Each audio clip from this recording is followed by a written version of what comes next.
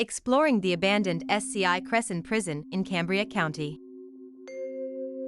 I'm always on the lookout for abandoned places in Pennsylvania that I can legally explore. So, when I heard that the former SCI Cresson prison near Altoona was open for visits, I knew I needed to check it out as soon as I could. After a 100-year history, SCI Cresson was closed in 2013, and since then, has been left largely abandoned. However, in recent years, Big House Produce has begun converting the site into a hydroponic farm for a variety of crops. They also have started opening the site up for self-guided tours to people interested in urbex, photography, and the site's history, as well as for other events such as ghost hunts. Information can be found further down in this article on how to legally visit this abandoned prison, but know that visitors are allowed with permission and prices are reasonable, so please don't trespass on this site. With that PSA out of the way, read on to discover the incredible history of this site and learn how you can visit it legally and what you can see. The history of SCI Cresson and the Cresson Tuberculosis Sanatorium. The future site of SCI Cresson began life as the Cresson Tuberculosis Sanatorium. The land where the sanatorium would sit was donated by steel tycoon Andrew Carnegie in 1911, and, in 1913, the Cresson Tuberculosis Sanatorium was opened atop a ridge in the Allegheny Mountains, though construction wouldn't be completed until 1916. The sanatorium's buildings were lavishly designed with European touches, including a Tudor Revival design, gargoyles atop the tower, and Scottish crests carved into the sandstone structure, a nod to Carnegie. At the facility, cutting-edge treatments were used to treat those with this contagious disease. Unfortunately, little seems to be known today about how many people came through the facility and what life was like for them, but given the grand nature of the buildings, it must have been, relatively speaking, a pleasant place to get your treatment. As medical treatments for tuberculosis patients improved over the years, the need for the sanatorium began to wane. In 1956, the facility was incorporated into the Lawrence F. Flick State Hospital. This hospital, which was also known as the Allegheny State Hospital, was designed to care for those with mental health issues, including mental retardation. This mental hospital was open until December 1982, when the state decided to turn the site into a prison. Over the next few years, buildings were torn down and others were built in their place to turn the site into a modern and state-of-the-art prison. Some of the existing buildings were also retrofitted with cells and other prison necessities. In 1987, the first prisoners arrived at what was then called SCI Cresson, or Cresson State Prison. The prison was a medium security facility and housed exclusively male prisoners. It continued to house inmates until closing in 2013 due to the cost of maintaining the aging facility. After sitting vacant for several years, the site was purchased with the goal of turning it into a hydroponic farm. Today, several of the buildings, primarily the newer prison blocks, are currently growing a variety of crops indoors, but much of the historic prison sits abandoned and awaiting restoration. What you can see at the abandoned Cresson State Prison. What's amazing about this huge site is that nearly all of it is open for exploration. In fact, when entering the site, I was told that if I could find an open door, I could go in and explore as much as I wanted. This allowed me the chance to explore a variety of both historic buildings dating back to the early 20th century and modern cell blocks that wouldn't look out of place in a modern prison. It's worth knowing that this is a huge site. I spent 4 hours there and could have easily spent more time. And, save a few of the modern structures, the buildings are in very rough shape. They are filled with mold, peeling paint, and animal scat, just to name a few hazards. This site is very unlike what you'd see at the other famous abandoned prison in Pennsylvania, Eastern State Penitentiary. In fact, I'd say that only Yellow Dog Village can compare to the condition of this site as far as legally accessible abandoned buildings in PA go. I definitely would bring a mask with you to deal with the likely unsafe air quality in the buildings, which is kind of ironic since this facility was started as a sanatorium because of the clean mountain air here. I would also recommend bringing a flashlight with you as some of the space, particularly in the basements, is pitch black and there appear to be no electric lights in any of the open buildings. On a related note, a tripod is definitely needed if you plan to do a lot of photography during your visit. During my exploration, I was able to, I believe, enter into every unlocked building, and each structure had interesting spaces to explore, though some obviously were more interesting than others. For future events, I've been told that they will be providing a map of the site, which should help with finding your way around the facility and finding the buildings that you most want to visit. The historic Cresson Sanatorium building is located on the north end of the campus and is one of the can't-miss buildings. While some of the auxiliary wings were torn down when converting the site into a prison, much of the structure still stands today.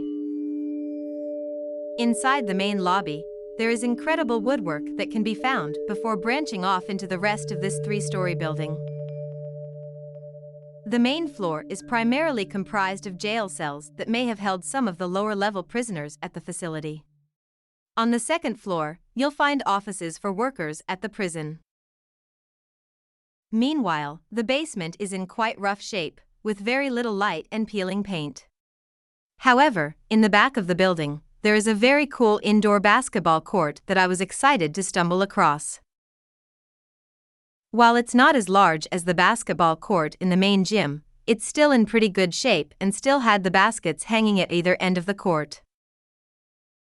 If you exit the basketball court through the exterior door, you'll find yourself along the northern fence line of the prison and next to the old automotive shop. This space was designed for prisoners to learn automotive skills, which is clear from the two very cool murals on the exterior of the space. When I visited, I was able to head into the garages, which were interesting to see, but the main feature here is the exterior murals. Moving around to the other end of the complex, another interesting building is the second large Tudor-style building. From the exterior, you can see that this is actually 4 separate buildings connected together by long above-ground passageways. This building contained a huge number of interesting sites spread between its multiple levels, including a large kitchen space, with some of the large appliances still installed, a laundry space, offices, a classroom with furniture, and many more hidden gems. In the far left building, White Building, if looking at the front of the complex, you'll find the prison's medical facility, which might be the most interesting space here. I was amazed to see medical equipment still present in some of the rooms, which really made it an interesting space to explore. Between these two Tudor Revival buildings, make sure to find Grace Chapel.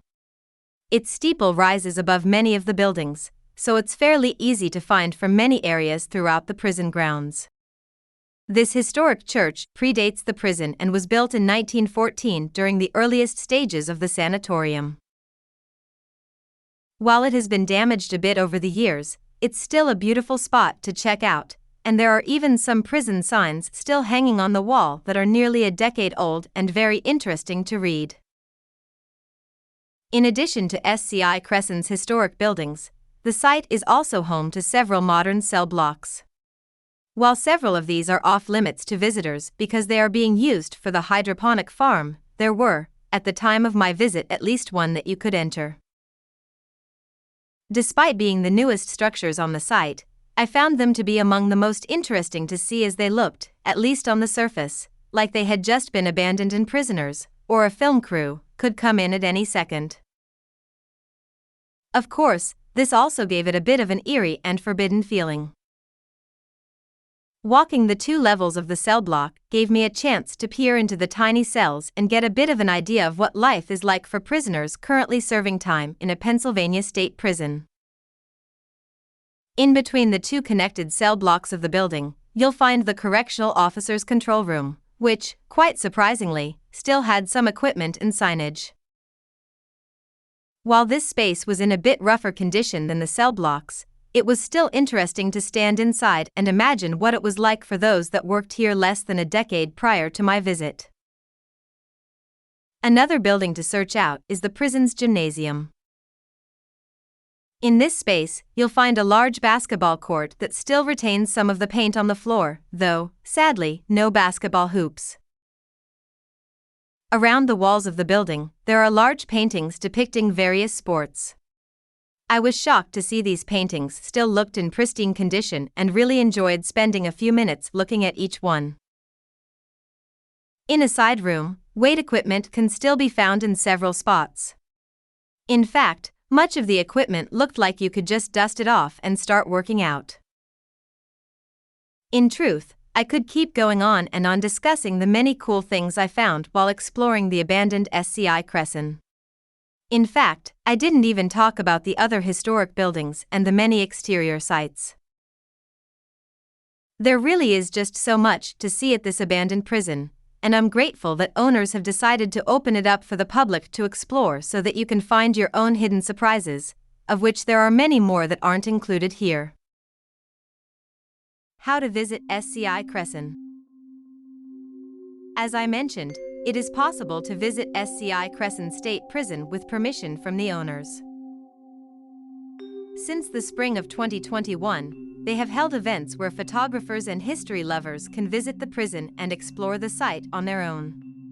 This freedom gives you the chance to enter nearly all of the structures and to find the spots that interest you the most. Open house dates for the prison are announced on the Facebook page for the site, and all events are listed on their website.